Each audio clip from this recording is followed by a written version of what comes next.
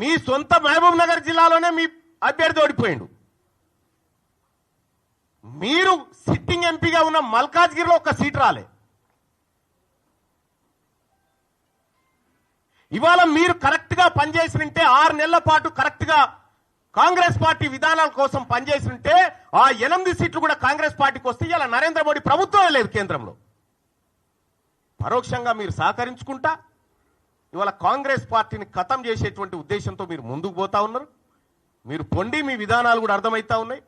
నిన్నగాక మొన్న Congress party MLC అభ్యర్థి నరేందర్ రెడ్డి గారు ఆయన ఎన్నికల ప్రచారానికి పోయి ఈయన గెలిచినా గెలవకపోయినా ఒకటే అని చెప్పి,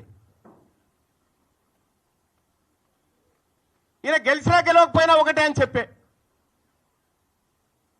మరి నరేంద్ర మోడీ గారు బొమ్మ పెట్టుకున్నటువంటి బీజేపీ అభ్యర్థి ఆడ గెలుస్తా ఉన్నాడు. ఇంకో టీచర్ ఎమ్మెల్సీ ఎన్నికల్లో భారతీయ జనతా పార్టీ ఒక బీసీ బిడ్డకు టికెట్ ఇచ్చి ఫస్ట్ ప్రియారిటీలో టీచర్ ఎమ్మెల్సీ గెలిచి ఆ ఇంపాక్ట్ తోటి పట్టభద్రుల ఎమ్మెల్సీ ఎన్నికలు కూడా గెలుస్తా ఉంది. మీరు జిల్లాలు మొత్తం ఈ మెదకు, ఆదిలాబాద్, నిజామాబాద్, కరీంనగర్ పిట్ట తిరిగి నడుదిరిగి ఎమ్మెల్సీ ఎన్నికలు ఏంది ఫలితం? ఇవాళ